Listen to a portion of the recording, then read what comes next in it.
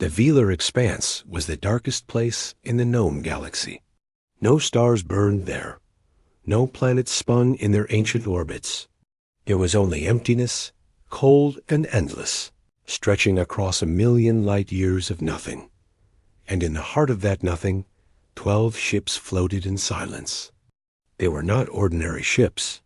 Each one was the size of a small moon. Their hulls were made of a metal that no species could identify. Their surfaces showed no damage, no wear, no signs of age. They had drifted there for 3,000 years, and they looked exactly the same as the day they had first appeared. The galaxy called them the Titanic ships that no one knew who had built them. The Galactic Council's oldest records spoke of a species called the Architects. They had ruled the stars long before any current civilization had learned to make fire. They had built wonders that modern science could not explain. And then, without warning, they had vanished. The Titanic ships were all that remained of their existence. Every spacefaring species had tried to enter the ships. The Valkyrie, with their powerful warships, had fired enough weapons to destroy a planet. The hulls did not scratch. The Syntheri, beings of pure crystal and logic, had spent 200 years trying to decode the locks on the doors. They failed. The Throne Hegemony, the largest military power in the galaxy, had declared the ships sacred. They said the Architects had meant for them to stay closed forever. The Titanic ships became a symbol of the impossible. Young scientists dreamed of unlocking their secrets. Old politicians used them as proof that some mysteries were meant to remain unsolved. The ships sat in darkness, patient and silent, waiting for something that would never come. Then humanity arrived. The humans had only been traveling between stars for 200 years. In galactic terms, they were infants. Their technology was crude compared to the great powers of the Council. Their ships were small and slow. Their weapons were laughable. When human ambassadors first appeared before the Galactic Council, many representatives did not even bother to attend the meeting. High Arbiter Thelvis remembered that day clearly. She was the leader of the Council, a position she had held for 600 years. She had seen countless species rise and fall. She had watched empires crumble and new ones take their place. Nothing surprised her anymore. The human ambassador had been a small female with dark hair and calm eyes. Her name was Catherine Jo. She had stood before the vast chamber of the Council, surrounded by beings that towered over her, creatures that could kill her with a thought, and she had not shown any fear. "We request permission to explore the Titanic ships," Ambassador Jo had said. The chamber had erupted in laughter. Thelvis herself had smiled, her foremouths curving in amusement. The Valkyrie ambassador had laughed so hard that flames shot from his breathing holes. Even the emotionless Syntheri had flickered in what might have been humor. "You are welcome to try," Thelvis had replied. "Many have attempted, all have failed. But if you wish to waste your resources on the impossible, we will not stop you." The humans had thanked her politely and left. That had been 3 standard months ago. Thelvis had forgotten about them entirely. She had more important matters to consider. Trade disputes between the Hegemony and the Valkyrie, resource shortages in the outer systems, the endless politics that kept the galaxy from falling into chaos. Then the transmission arrived. Thelvis was in her private chambers when her communication device activated. The signal was coming from the Velar Expanse, from the Titanic ships. She felt her 4 hearts begin to beat faster as she opened the channel. A human face appeared on the screen. It was a male, his skin covered in sweat and dust. Behind him, she could see lights and movement. Strange symbols glowed on walls that no living eye had seen in 3,000 years. "This is Captain Marcus Chun of the Earth Exploration Corps," the human said. His voice was tired but excited. "We're transmitting from inside Titanic 7. Repeat, we are inside. The ship is intact. Systems are still active. We are beginning preliminary scans now. Thelva stared at the screen. Her mind refused to accept what she was seeing. It was impossible. The Velkari had tried for centuries. The Syntheri had calculated that the probability of entry was essentially zero. The greatest minds in galactic history had declared the ships permanently sealed. And these primitive creatures, these newcomers who had barely learned to travel faster than light, had walked inside in 3 months. She immediately called an emergency session of the council. The representatives arrived quickly. Word had already spread. The chamber was full for the first time in decades. Every species wanted to know how the humans had done it. They must have found a key, the Velkari ambassador insisted. Some piece of architect technology that we missed. Impossible, Coordinator 9veth of the Syntheri replied. We have scanned every piece of architect remains in the galaxy. There is no key. Then they are lying, High Commander Cothran of the Throne Hegemony declared. It is a trick. They cannot possibly have succeeded where we failed. But the evidence was undeniable. The humans were sending live footage from inside the ship. They were walking through corridors that had been sealed for millennia. They were touching technology that predated every civilization in the room. Ambassador Joe appeared before the council again. This time, no one laughed. How did you do it? Thelvis demanded. What secret did you discover? Joe smiled. It was a strange expression. There was pride in it, but also something else. Something that Thelvis could not identify. There was no secret, Joe said. We simply did not accept that it was impossible. She explained what the human team had done. They had not tried to decode the locks. They had not tried to overpower the defenses. Instead, they had studied the ships from every angle. They had found tiny weaknesses, cracks in the hull too small for most species to use, radiation corridors that would kill any known being, and then they had gone through anyway. Thelvis listened in growing horror as Joe described the methods. Humans had crawled through passages filled with deadly energy. They had held their breath in rooms with no oxygen. They had burned through sections of hull using primitive explosives, accepting the risk of destroying themselves along with the door. Your people died doing this, Thelvis said. Yes, Joe replied. 12 of the original team of 50. They knew the risks. They went anyway. The chamber was silent. Every species there understood sacrifice. Every species there had warriors who would die for a cause. But this was different. This was not war. This was not defense of home or family. The humans had died simply because they wanted to know what was inside. Thelvis looked at the human ambassador and felt something she had not experienced in centuries.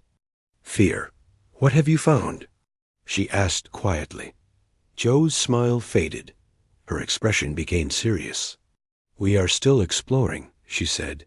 But High Arbiter, I must tell you something. The ships are not empty. There is something inside them. Something alive. And it has been waiting for a very long time. The chamber erupted in chaos. But Thelvis sat still, her 4 hearts pounding, her ancient mind racing with terrible possibilities. The humans had opened a door that was meant to stay closed forever. And now the whole galaxy would face the consequences. The Galactic Council spent the next 72 hours in a state of controlled panic. Representatives from every major species demanded answers. Military commanders wanted to know if the humans posed a threat. Scientists wanted to know how primitive technology had succeeded where advanced systems had failed. Politicians wanted to know who to blame. High Arbiter Thelvis ordered a full investigation. She sent her best analysts to study the human mission recordings. She demanded reports from every council member who had ever interacted with the Earth species. She needed to understand what they were dealing with. The answers that came back troubled her deeply. They are unlike any species we have encountered, her chief analyst reported. The analyst was a Velkari named Sorth, a creature of fire and smoke who had studied alien civilizations for 4 centuries. Their bodies are fragile. Their lifespans are short. Their technology is primitive. By every measure we use, they should be insignificant. And yet they opened the ships, Thelvis said. Yes. Soroth's flames flickered with confusion. We analyzed their methods. They did not use superior tools or hidden knowledge. They used ... stubbornness. Thelvis leaned forward. Explain. Soroth activated a display showing footage from the human mission. On the screen, a group of humans in protective suits were crawling through a narrow passage. The walls glowed with deadly radiation. Warning indicators on their equipment flashed red. Any Velkari would have retreated immediately. Any Synthari would have calculated the odds and turned back. The humans kept going. They lost 3 team members in this corridor alone, Soroth said. The radiation was destroying their bodies. They knew they were dying, but they continued forward. When one fell, the others carried the equipment and kept moving. The footage showed a human male collapse against the wall. His suit was damaged. His skin was burning. 2 of his companions stopped to help him, but he pushed them away. With his last strength, he handed them a recording device and pointed ahead. Then he died. The others stepped over his body and continued the mission. This is insanity, Thelvis whispered. No, Soroth replied. This is evolution. We researched their homeworld. Earth is a death planet. The gravity is crushing. The atmosphere is corrosive. The surface is covered with predators, poisons, and disasters. Humans did not evolve to be strong or fast or intelligent. They evolved to endure. Soroth showed another image. It was a primitive human, thousands of years before they had developed technology. The human was running across an open plain, chasing a large animal. The animal was faster, but the human did not stop. It kept running hour after hour until the animal collapsed from exhaustion. They call themselves persistence predators, Soroth explained. They do not win through power. They win by refusing to quit. They will chase a goal until they achieve it or until they die. There is no middle option. There is no retreat. Thelvis understood now why she had felt fear when looking at Ambassador Joe. It was not the fear of a stronger enemy. It was the fear of something that would not stop, no matter what stood in its way. What else do we know about them? She asked. The reports continued. Humans could survive injuries that would kill most species. They could function without sleep for days. They could adapt to almost any environment. They formed intense emotional bonds with each other, bonds that made them sacrifice their lives without hesitation. Most disturbing of all, they viewed impossible challenges not as obstacles, but as invitations. When we told them the Titanic ships could not be opened, Soroth said, they heard something different. They heard that no one had opened them yet. To a human, that is not a warning. It is a challenge. Meanwhile, inside Titanic 7, the exploration continued. Captain Elena Vasquez led the main team deeper into the ship. She was a small woman with dark skin and bright eyes. She had spent 20 years exploring dead worlds and ancient ruins. Nothing had prepared her for what she was seeing now. The corridors of the Titanic ship were vast. The ceilings disappeared into darkness above. The walls were covered with symbols that seemed to shift and change when she looked at them directly. The air was cold, but breathable. Power still flowed through systems that had been running for 3,000 years. This is incredible, said Dr. James Okonjo, the team's lead scientist. He was scanning everything with his instruments. His face lit with wonder. The technology here is beyond anything we imagined. These power sources should have failed centuries ago. They are running on principles we do not understand. Vasquez nodded, but kept her focus on the mission. They had lost too many people already. She would not lose more to carelessness. "Stay alert," she ordered. "We still do not know what happened to the architects. Something made them disappear. They moved through chamber after chamber. They found libraries filled with data crystals. They found workshops with tools that seemed designed for hands very different from human or alien. They found living quarters, empty and silent, beds made for creatures that had never returned. And then they found the central chamber. It was the largest space Vasquez had ever seen. The ceiling was so high that it was invisible in the darkness above. The floor stretched in every direction like an endless plain. And covering every inch of that floor were pods, millions of pods. Each one was made of the same strange metal as the ship's hull. Each one was connected to power cables that pulsed with soft light. Each one had a small window on the top. Vasquez approached the nearest pod and looked inside. The creature within was not an architect. She knew this immediately, though she could not explain how. The architects had been builders, creators, beings of logic and order. The thing in the pod was something else entirely. It was vaguely humanoid, with 2 arms and 2 legs. But its skin was like liquid shadow, constantly moving and shifting. Its face had no features she could recognize. Where eyes should have been, there were only deeper pools of darkness, and somehow she knew it was looking at her. "Captain," Dr. Okonjo said, his voice shaking. "These pods? They are stasis chambers. These creatures are alive. All of them. Millions of them." Vasquez stepped back from the pod. Her heart was pounding. Every instinct told her to run. But she was human, and humans did not run from the unknown. "Can you access the ship's records?" she asked. Okonjo worked frantically at a nearby console. Symbols flashed across the screen. Translation software struggled to interpret 3,000-year-old code. "I found something," he said finally. "A warning, left by the architects before they vanished." The translation appeared on Vasquez's display. She read it 3 times, hoping she had made a mistake, hoping the software had failed, but the message was clear. "We could not destroy them. We could only contain them. These are the forgotten. They are the enemy of all thought, all life, all existence. They feed on consciousness. They cannot be killed. They cannot be reasoned with. They can only be imprisoned. Do not open these ships. Do not wake them. If you have reached this chamber, you have already doomed your galaxy." Vasquez looked at the millions of pods stretching into infinity. She looked at the dark shapes moving behind the glass. She thought about the door they had forced open, the seals they had broken, the warnings they had ignored. Behind her, the first pod began to hiss.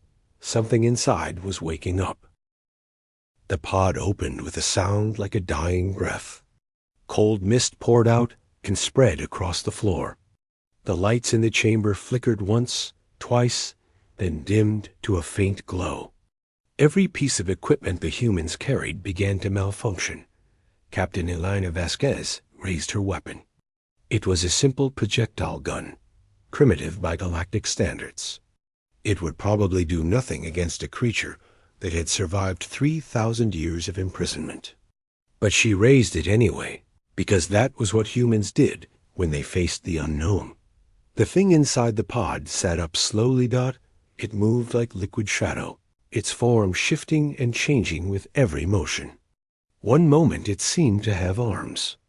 The next moment it had tentacles. Its face was a blank mask of darkness, but Vasquez could feel its attention focused on her like the heat of a sun. "Stay back," she ordered. Her voice did not shake. She was terrified, but terror was just another sensation to manage. The creature tilted its head. Emotion was almost human, almost curious. When it spoke, the sound did not come from any mouth. It came from everywhere at once, from the walls and the floor and the air itself. You are not architects. It said that the voice was beautiful and terrible. It was the sound of stars dying and galaxies being born. It was the whisper of every fear Vasquez had ever felt, combined into words she could understand. No, she replied. We are human. The creature was silent for a long moment. Around the chamber, other pods were beginning to open. More shapes were rising from their ancient sleep, but none of them moved toward the humans. They all waited, watching, as if this first conversation would decide everything.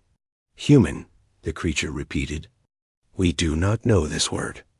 We do not know your species. How long have we slept? 3,000 years, Vasquez said. By our measurement. The creature made a sound that might have been laughter. 3,000 years. The architects are truly gone, then. They spent their final centuries building these prisons for us. They sacrificed everything to keep us contained. And now they are dust, and you have set us free. Dr. Okonjo stepped forward. His hands were shaking, but his scientific curiosity was stronger than his fear. What are you?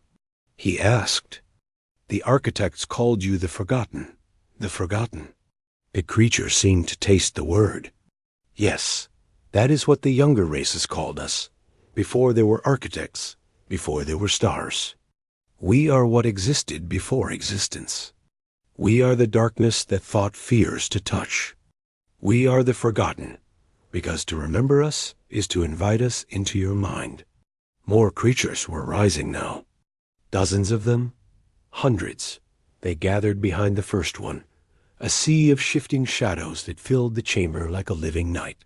You feed on consciousness, Vasquez said. On thought itself. We consume, the creature confirmed.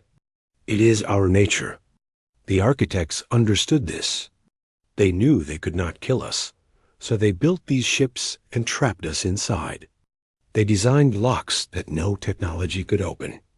They sealed us away forever. Its blank face turned toward Vasquez, and she felt its attention pierce through her like a blade.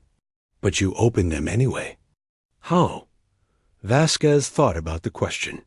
She thought about the radiation corridors and the toxic chambers and the 12 members of her team who had died to reach this place. She thought about the warnings they had ignored and the calculations they had rejected.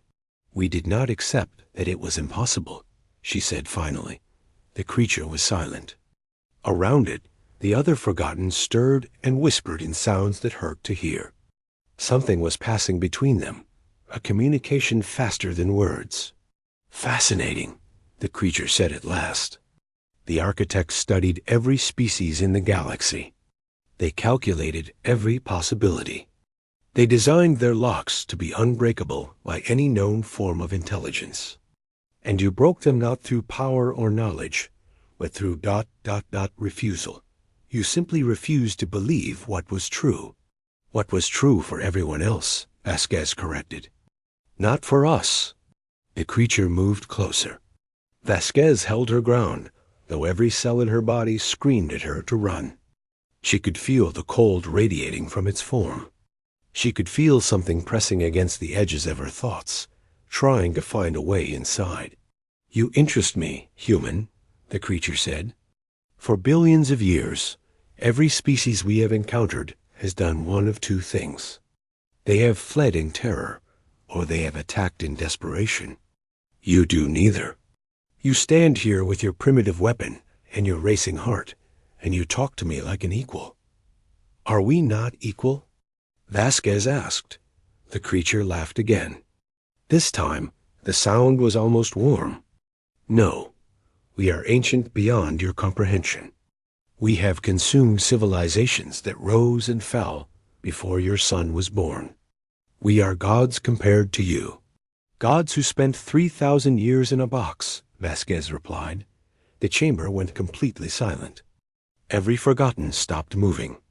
The pressure against Vasquez's mind increased until she thought her skull would crack. Then, suddenly, it stopped. You are either very brave or very foolish, the creature said. Both, Vasquez admitted. It is a human trait. The creature considered her for a long moment. Then it did something that no species in galactic history had ever witnessed. It stepped back. "You opened our prison," it said. "By the ancient laws, that makes you our liberators. We should consume your minds and spread across your galaxy like a plague. We should end every civilization that exists and feast until there is nothing left." Vasquez waited. Her finger rested on the trigger of her useless gun. "But you interest us," the creature continued. "You are something new. In all our endless existence, we have never encountered beings like you. Beings who befriend the unknown instead of fearing it. Beings who refuse to accept what is possible." It turned to face her directly, and for a moment, Vasquez saw something in that blank face. Something that might have been respect. "We will make you an offer, human.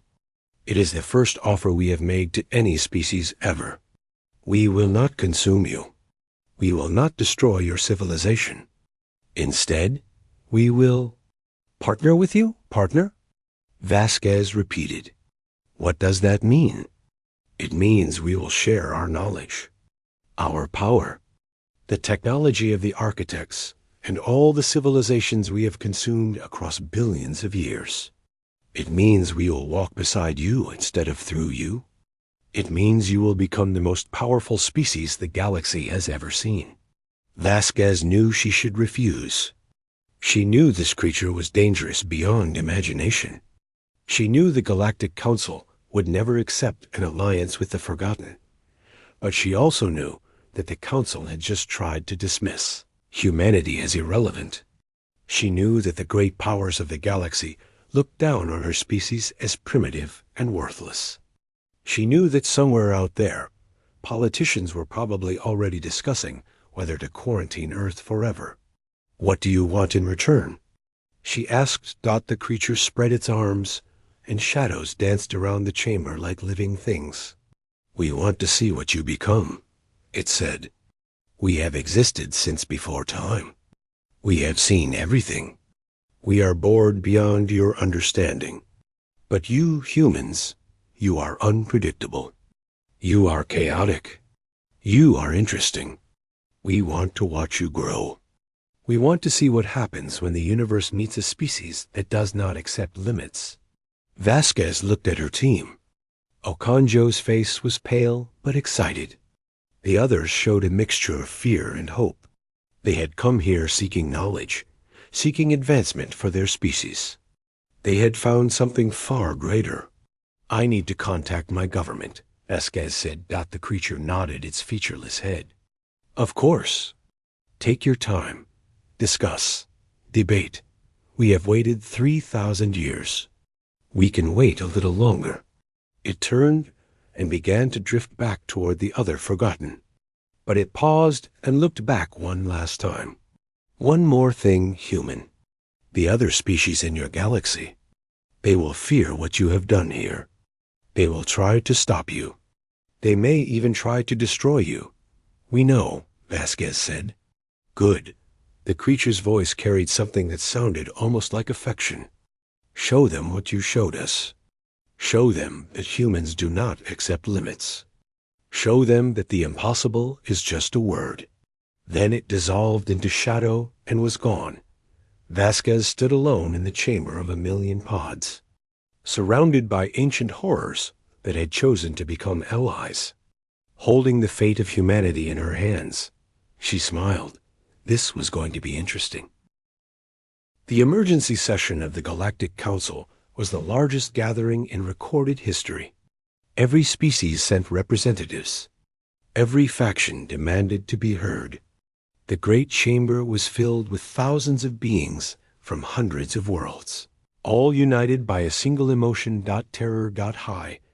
Arbiter Thilvas had watched the transmission from Titanic 7 times. She had seen the Forgotten rise from their ancient sleep. She had heard their terrible voices echo through dimensions that living beings were not meant to perceive.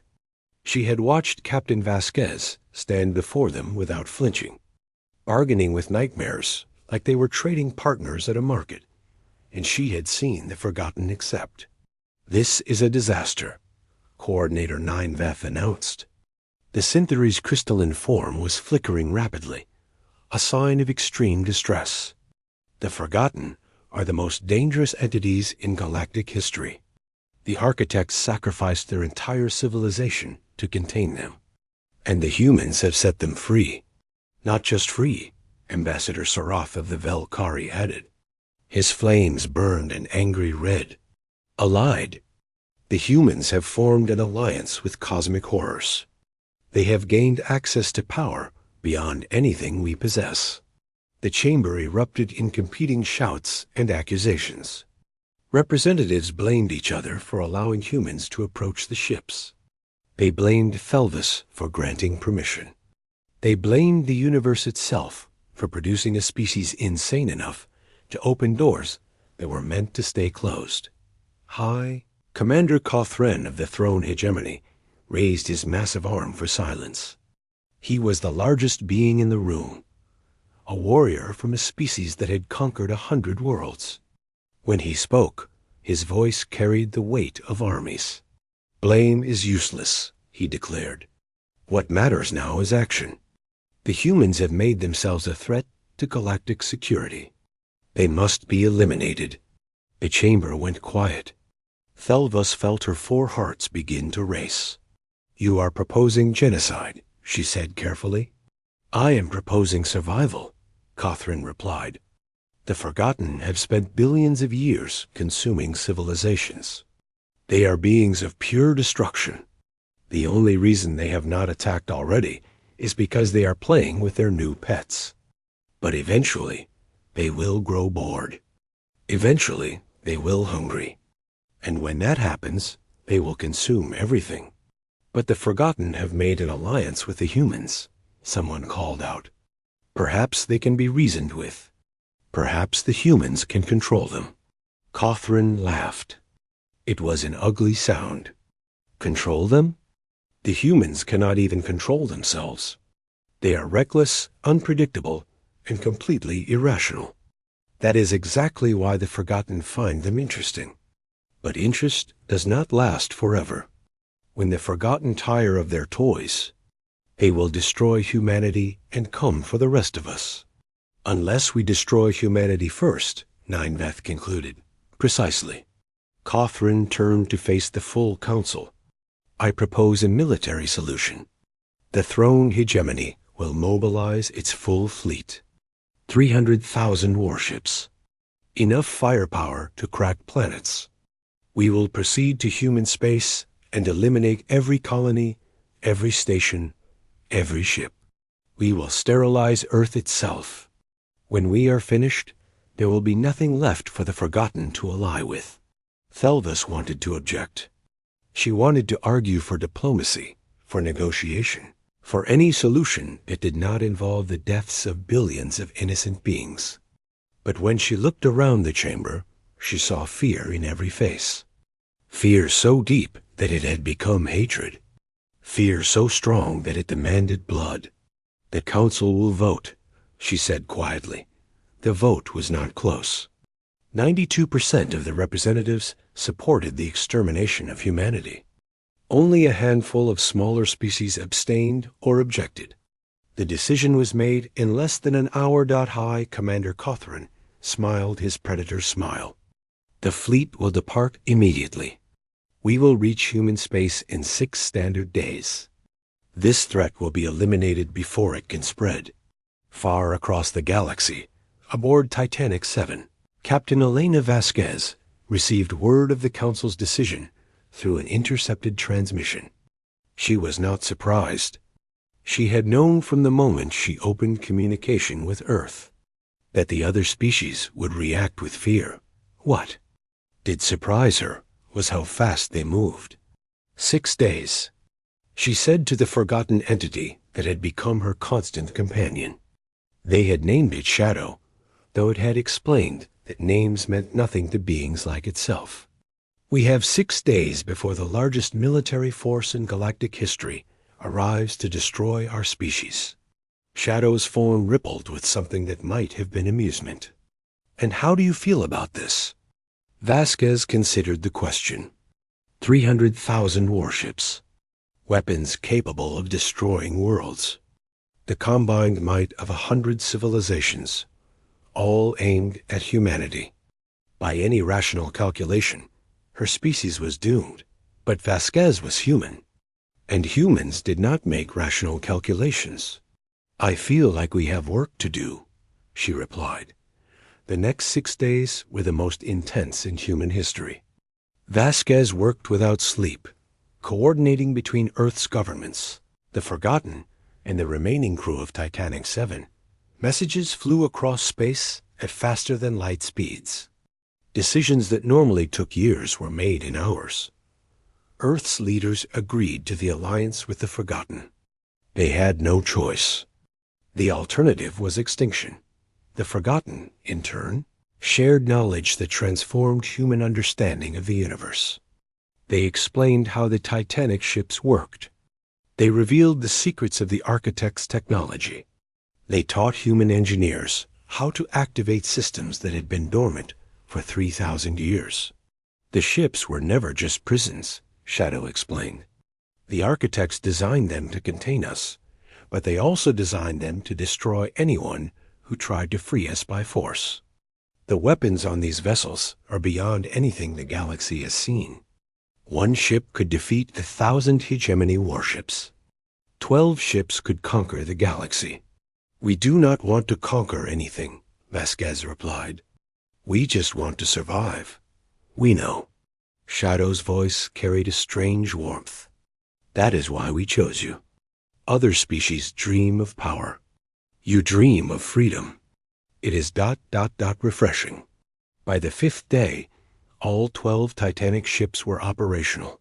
Human crews worked alongside forgotten entities, learning systems that had last been used when the universe was young. The ships came alive in ways that terrified even the beings who had been imprisoned inside them. "They are beautiful," Dr. Okonjo whispered, watching from the bridge of Titanic 7, as the other 11 ships powered up their engines for the first time in 3,000 years. "Terrible and beautiful." Vasquez nodded. She stood at the central command console, her hands resting on controls that responded to her thoughts. The ship had accepted her as its captain. The Forgotten had accepted her as their partner. Now she had to face the fleet that was coming to destroy everything she loved. "Are we ready?" she asked. Shadow materialized beside her. "We have done everything possible in the time available. Your crews are trained. The weapons are active. The ships obey your commands. That is not what I asked." Shadow was silent for a moment. "You are human. You are never ready. You simply act and adapt and refuse to fail. It is your nature." Vasquez smiled despite her fear. "I suppose it is." The fleet arrived on the 6th day. Vasquez watched them emerge from hyperspace through the sensors of Titanic 7. 300,000 ships, spreading across the void like a swarm of insects. They were the pride of the throne hegemony, the finest warships that galactic civilization had ever produced. Compared to the Titanic ships, they looked like toys. High. Commander Kothran transmitted a message across all frequencies. His voice was confident, arrogant. He expected no resistance. "Attention, human forces. This is High Commander Kothrain of the Galactic Council Fleet. You have committed crimes against galactic security by releasing the Forgotten from containment. By order of the Council, your species has been sentenced to extinction. Lower your defenses and surrender. Your deaths will be quick." Vasquez activated her own communication system. Her face appeared on every screen in every ship, human and alien alike. "This is Captain Elena Vasquez of Earth, commanding the Titanic ships. The Galactic Council voted to commit genocide against my species before we had committed any hostile act. You sentenced billions of innocent people to death because you were afraid of what we might become." She paused and let her words sink in. "We came to the stars in peace. We asked only for the chance to explore and learn. You laughed at us. You dismissed us. And when we achieved what you could not, you decided to kill us all. Behind her, the 12 Titanic ships formed a line. Their weapons powered up, filling space with energies that the hegemony sensors could barely detect. But we are human, Vasquez continued. We do not accept extinction. We do not surrender. We do not give up. You wanted a war. Now you have one. She leaned forward, her eyes burning with determination. And, Commander, we are going to win. The battle began with light. The hegemony fleet opened fire with everything they had. Energy beams that could melt asteroids. Missiles that carried warheads capable of cracking moons. Weapons that had conquered 100 worlds and never known. Defeat, they struck the Titanic ships like rain against mountains. Captain Vasquez watched from the bridge of Titanic 7 as the sea. Attacks splashed harmlessly against the ancient hulls. The ships did not shake. The shields did not flicker. 3,000 years of dormancy had done nothing to weaken the architect's creation. They are not even scratching us, Dr. Okonjo reported, his voice filled with wonder. Their most powerful weapons are completely ineffective. The architects built these vessels to last forever, Shadow explained. They were designed to contain us for eternity. No force in the galaxy can reach them from the outside. High Commander Kothren clearly realized this as well. His confident voice returned over the communication system, but now it carried an edge of desperation. All ships, concentrate fire on a single target.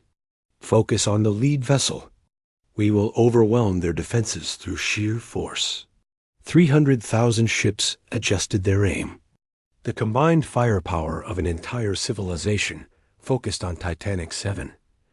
The space around the ship became a storm of energy and destruction. Vasquez did not even bother to brace herself.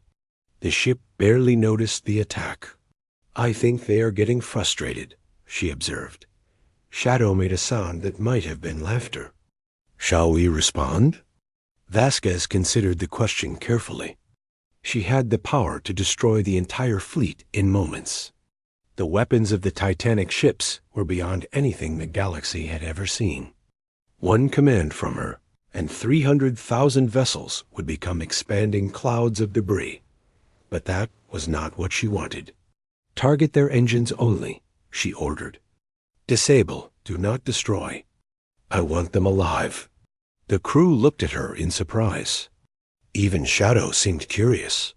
They came here to kill every human in existence, Okonjo pointed out. They voted for our extinction. Why show them mercy? Vasquez thought about the question. She thought about her parents on Earth, who had no idea their lives had been decided by aliens they had never met. She thought about the children in human colonies, who had done nothing wrong except be born to the wrong species. She thought about all the innocent beings on both sides who would die if this war continued. Because we are not like them, she said finally. They make decisions based on fear.